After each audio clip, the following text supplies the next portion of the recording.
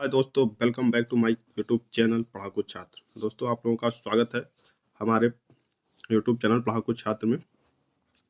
दोस्तों, रस के 400 MCQ के क्रम में आज का हमारा चतुर्थ क्लास है, यानी फोर्थ सेशन है। तो फोर्थ सेशन में दोस्तों जो प्रश्न नंबर 76 से शुरू हो रहा है, क्योंकि हम हर सेशन में 25-25 प्रश्नों को लेकर आ रहे हैं, तो 400 प्रश्नों को कवर करने की बात है। जिसमें दोस्तों इसके पहले की वीडियो प्लेलिस्ट बनाई गई है, हिंदी रस नाम से प्लेलिस्ट बनाई गई है, उसमें जाकर आप लोग देख सकते हैं हमारे यूट्यूब चैनल में। तो चलिए बिना देरी किए हम लोग शुरू करते हैं आज का क्लास। ठीक है दोस्तों, देखिए जो पहला प्रश्न दिया गया है 76 नंबर, श्रृंगार रस के कितने प्रकार होते हैं? ऑप्शन दिया गया है 3, 2, 4, 5। दोस्तों इसका जो सही ऑप्शन है ऑप्शन नंबर 2। श्रृंगार रस के 2 प्रकार होते हैं। दोस्तों बताना चाहेंगे, श्रृंगार रस को 2 भागों में बांटा गया है, एक संयोग श्रृंगार रस और दूसरा वियोग श्रृंगार रस। संयोग श्रृंगार रस का मतलब है कि जिसमें मिलन का आनंद हो, और वियोग श्रृंगार का मतलब होता है कि जिसमें बिछोह यानी बिछड़ने की पीड़ा हो। ठीक है दोस्तों, अगले क्रम में हमारा जो अगला सवाल है,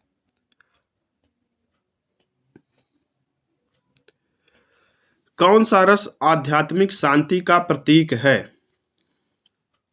ऑप्शन दिया गया है दोस्तों शांत रस, वीर रस, करुण रस, अद्भुत रस। तो इसका जो सही ऑप्शन है ऑप्शन नंबर 1 शांत रस। बच्चों, शांत रस का स्थायी भाव निर्वेद होता है और यह आत्मा की शांति और मोक्ष की भावना को व्यक्त करता है। ठीक है, अगला प्रश्न जो हमारा है, नाट्य शास्त्र में विभाव किसे कहा गया है? नाट्य शास्त्र में विभाव किसे कहा गया है? ऑप्शन दिया गया है रस का आनंद, अस्थाई भाव का कारण, संचारी भाव का अंत, अलंकार का आधार। दोस्तों इसका जो सही ऑप्शन है ऑप्शन नंबर 2 अस्थाई भाव का कारण। विभाव वे कारण होते हैं दोस्तों जो अस्थाई भाव को जागृत करते हैं और इन्हें आलंबन और उद्दीपन विभाव में विभाजित करते हैं। तो इसी कारण जो है नाट्यशास्त्र में विभाव किसे कहा गया है? अस्थाई भाव के कारण को ही विभाव कहा गया है। अगले क्रम में, वीर रस के अनुभव क्या हो सकते हैं? वीर रस के अनुभव क्या हो सकते हैं? साहसिक क्रिया, गर्वित वाणी। ये ऑप्शन है, ऑप्शन नंबर 1 साहसिक क्रिया, गर्वित वाणी। ऑप्शन नंबर 2 है उदासी और आंसू। ऑप्शन नंबर 3 है भयभीत चेहरा, और लास्ट ऑप्शन है शांत मुद्रा। दोस्तों इसका जो सही ऑप्शन है ऑप्शन नंबर 1 साहसिक क्रिया, गर्वित वाणी, इसका सही ऑप्शन है। वीर रस के अनुभव में साहसिक और उत्साही कार्य, गर्वित वाणी और शक्तिशाली हाव भाव शामिल होते हैं। ठीक है, अगले क्रम में, कौन सा रस भय और आतंक का संचार करता है? ऑप्शन दिया गया है भयानक रस, रौद्र रस, विभत्स रस, करुण रस। दोस्तों इसका जो सही ऑप्शन है ऑप्शन नंबर 1 भयानक रस। भयानक रस इसका सही ऑप्शन है।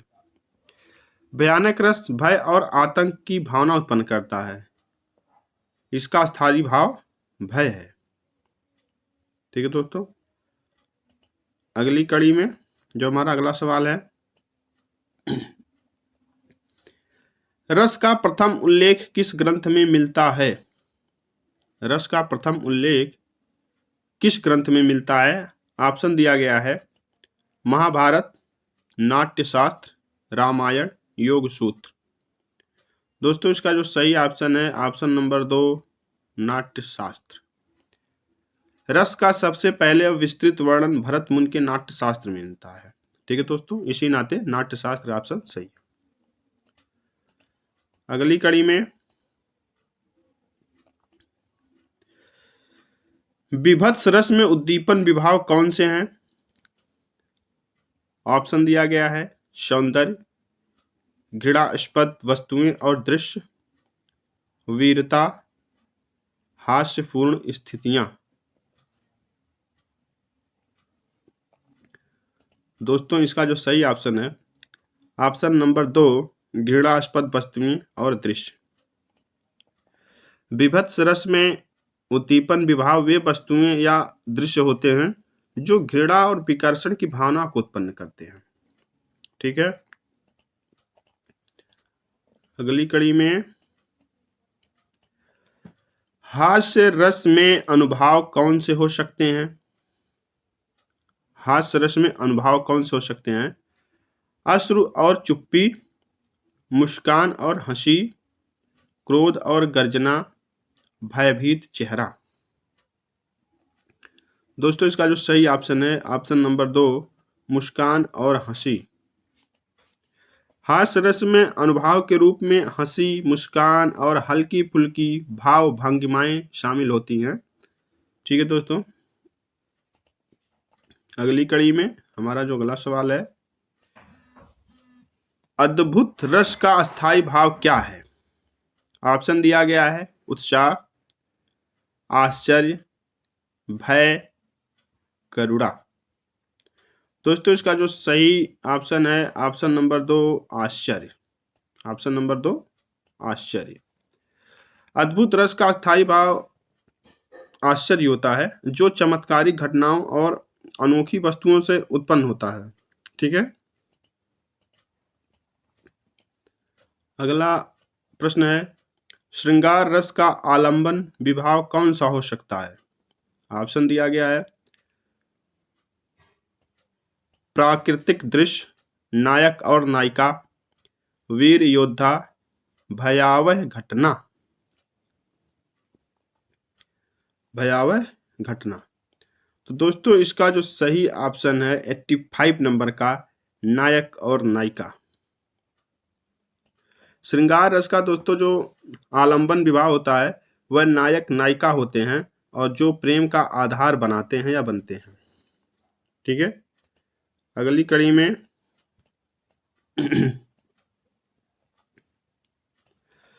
कौन सा रस घृणा और अस्वच्छता की भावना उत्पन्न करता है? कौन सा रस घृणा और अस्वच्छता की भावना उत्पन्न करता है? ऑप्शन दिया गया है वीर रस, विभत्स रस, शांत रस, भयानक रस। दोस्तों 86 नंबर का जो ऑप्शन सही हो रहा है वह ऑप्शन नंबर 2 विभत्स रस। दोस्तों विभत्स रस का जो अस्थायी भाव होता है वह घृणा होती है और यह जो है गंदगी, कुरूपता या अन्य घृणास्पद स्थितियों से उत्पन्न होती है। ठीक है, अगले क्रम में रस की संख्या किसने 9 मानी है? रस की संख्या किसने 9 मानी है? ऑप्शन दिया गया है भामह, अभिनव गुप्त, वामन, दंडी। दोस्तों इसका जो सही ऑप्शन है ऑप्शन नंबर 2 अभिनव गुप्त। जैसा कि दोस्तों रस पढ़ने वाले लोगों को इतना पता ही है कि भरत मुनि ने अपने नाट्य शास्त्र में 8 रसों की जो वर्णन किया था, लेकिन अभिनव गुप्त ने 9 रसों की मान्यता दी और शांत रस को उसमें जोड़ा। ठीक है, अगली कड़ी में श्रृंगार रस का स्थायी भाव क्या होता है? ऑप्शन दिया गया है रति, शोक, घृणा, डर। तो दोस्तों इसका जो ऑप्शन है ऑप्शन नंबर 1 सही है, रति। अगला प्रश्न है नाट्य शास्त्र में किस प्रकार के रस को सुखद अनुभव के रूप में जाना जाता है?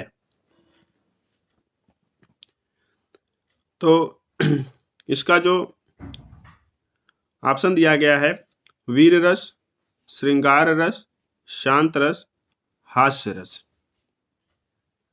दोस्तों इसका जो सही ऑप्शन है ऑप्शन नंबर 3 शांत रस। शांत रस बिल्कुल शांत कर देता है, सुखी कर देता है। दोस्तों शांत रस को सुखद और आध्यात्मिक अनुभव के रूप में जाना जाता है और इसका स्थायी भाव निर्वेद होता है जो आत्मा की शांति और संतुष्टि का प्रतीक होता है। अगला प्रश्न है किस रस का स्थायी भाव करुणा होता है? किस रस का स्थायी भाव करुणा होता है? ऑप्शन दिया गया वीर रस, भयानक रस, करुण रस, अद्भुत रस। दोस्तों इसका जो सही ऑप्शन है ऑप्शन नंबर 3 करुण रस। ठीक है, करुण रस का स्थायी भाव दोस्तों करुणा है जो दुख, शोक और पीड़ा को प्रकट करता है।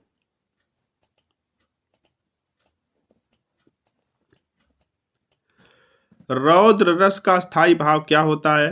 ये अगला प्रश्न है। रौद्र रस का स्थायी भाव क्या होता है? घृणा, ऑप्शन दिया गया घृणा, शोक, क्रोध, उल्लास। तो दोस्तों इसका जो सही ऑप्शन है ऑप्शन नंबर 3 क्रोध। अगले क्रम में नाट्य शास्त्र में रस का जो वर्गीकरण किया गया है वह कितने प्रकार का है? ऑप्शन दिया गया 4 प्रकार, 5 प्रकार, 7 प्रकार, 9 प्रकार। दोस्तों इसका जो सही ऑप्शन होगा ऑप्शन नंबर 4 9 प्रकार। दोस्तों इसमें थोड़ा सा कंफ्यूजन होगा। जो नाट्य शास्त्र भरत मुनि का जो मूल नाट्य शास्त्र है उसमें तो 8 ही प्रकार का किया गया, लेकिन बाद में नाट्य शास्त्र में अभिनव गुप्त ने शांत रस को नवम शांत रस बोल करके उसको उसमें ऐड किया है। तो इस प्रकार जो है नाट्य शास्त्र में रसों का जो वर्गीकरण किया गया है वो 9 प्रकार से कर दिया गया वर्तमान में। ठीक है, अगला प्रश्न है किस रस का आलंबन विभाव चंद्रमा, पुष्प और रात्रि का वातावरण होता है? ऑप्शन दिया गया है वीर रस, श्रृंगार रस, रौद्र रस, भयानक रस। दोस्तों इसका जो सही ऑप्शन है वो ऑप्शन है श्रृंगार रस। श्रृंगार रस का आलंबन विभाव चंद्रमा, पुष्प और रात्रि का सौंदर्यपूर्ण वातावरण होता है जो प्रेम और आकर्षण की भावना को उत्तेजित करता है और बढ़ाता है। ठीक दोस्तों, अगले क्रम में नाट्य शास्त्र के अनुसार कौन सा रस आध्यात्मिक शांति और मुक्ति को व्यक्त करता है? तो दोस्तों इसका जो सही ऑप्शन है, ऑप्शन जो दिया गया है वीर रस है, करुण रस है, शांत रस है, हास्य रस है। तो कई बार दोस्तों थोड़ा प्रश्नों को परिवर्तन करके इस कई बार ये आ चुका है।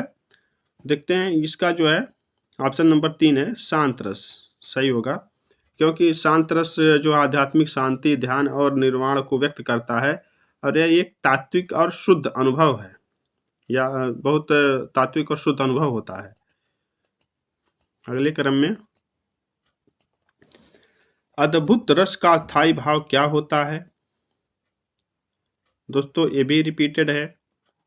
तो इसका ऑप्शन जो दिया गया आश्चर्य, भय, प्रेम, शोक। तो इसका जो पहला ऑप्शन है ऑप्शन नंबर 1 आश्चर्य। अगले क्रम में किस रस को भय और उद्वेग का संचारक कहा जाता है? ऑप्शन दिया गया है वीर रस, करुण रस, भयानक रस, रौद्र रस। तो दोस्तों इसका जो सही ऑप्शन होगा भय और उद्वेग दोनों है, तो इसका जो सही ऑप्शन होगा ऑप्शन नंबर 3 भयानक रस। दोस्तों भयानक रस का उद्देश्य जो होता है भय और उद्वेग उत्पन्न करना होता है जो एक डरावने माहौल को बनाता है व दर्शाता है या पैदा करता है। ठीक है, अगले क्रम में किस रस में प्रेम और सौंदर्य को मुख्य रूप से व्यक्त किया जाता है? ऑप्शन दिया गया है श्रृंगार रस, वीर रस, अद्भुत रस, बीभत्स रस। दोस्तों इसका जो सही ऑप्शन है ऑप्शन नंबर 1 श्रृंगार रस। श्रृंगार रस में प्रेम, सौंदर्य और आकर्षण की भावना को व्यक्त किया जाता है। इसका अस्थाई भाव रति होता है। ये तो अब तो इतना जो चौथा सेशन है दोस्तों, इतना तो पता ही चल गया होगा। कई बार प्रश्नों को घुमा फिरा के जो 9 रस है 9 रसों संबंधित अभी तक 100 प्रश्न हम लोग कर चुके हैं। मिला जुला के थोड़ा शब्दों के परिवर्तन के साथ वही ऑप्शन आ रहे हैं। ठीक है, तो मेरे कहने का मतलब है कि जितना बार आप वीडियो की शुरू से देखेंगे तो ये एकदम समझ लीजिए कि आपके दिमाग में घर कर जाएगा और ये भूलने वाली विषय नहीं होगी। फिर अगले क्रम में दोस्तों, नाट्य शास्त्र में संचारी भाव किसके द्वारा उत्पन्न होता है? ऑप्शन दिया गया है अस्थाई भाव, उद्दीपन भाव, आलंबन भाव, कथानक। तो दोस्तों जो 98 है इसका सही ऑप्शन होगा अस्थाई भाव। नाट्य शास्त्र में संचारी भाव किसके द्वारा उत्पन्न होता है? तो संचारी भाव में दोस्तों वे भाव होते हैं जो अस्थाई भाव को प्रकट करने में सहायक होते हैं और वे अस्थाई होते हैं। ठीक है, तो इसका ऑप्शन सही होगा 1 नंबर। ठीक, अगली कड़ी में दोस्तों जो हमारा सवाल नेक्स्ट आता है, वीर रस में उद्दीपन विभाग कौन से होते हैं? ऑप्शन दिया गया है हिंसा और युद्ध, प्रेम और सौंदर्य, भय और शोक, शांति और निर्वेद। दोस्तों इसका जो सही ऑप्शन है ऑप्शन नंबर 1 हिंसा और युद्ध। वीर रस में उद्दीपन विभाग युद्ध है, संघर्ष है और साहसिक कार्य होते हैं जो उत्साह और वीरता की भावना को उत्पन्न करते हैं। ठीक है दोस्तों, अगली कड़ी में चलते हैं। ये चतुर्थ सत्र का 4th सेशन का आखिरी प्रश्न है, लास्ट क्वेश्चन है। किस रस को संकट और त्रासदी की भावना उत्पन्न करने वाला माना जाता है? दोस्तों इसमें जो ऑप्शन दिया गया है करुण रस, वीर रस, भयानक रस, बीभत्स रस। तो इसका जो सही ऑप्शन है ऑप्शन नंबर 1 करुण रस। दोस्तों बताना चाहेंगे करुण रस संकट है, दुख है और पीड़ा है जैसी भावनाओं को उत्पन्न करता है, जो शोक और त्रासदी को व्यक्त करता है। ठीक है, तो ये रहा आज का हमारा सत्र। ठीक है दोस्तों, बताना चाहेंगे कि इसके पहले की जो वीडियो है दोस्तों वो हिंदी रस नाम से इस चैनल पे प्लेलिस्ट बनाई गई है, उसमें आप जा कर के देख सकते हैं और लाइक व शेयर और सब्सक्राइब कर सकते हैं। धन्यवाद।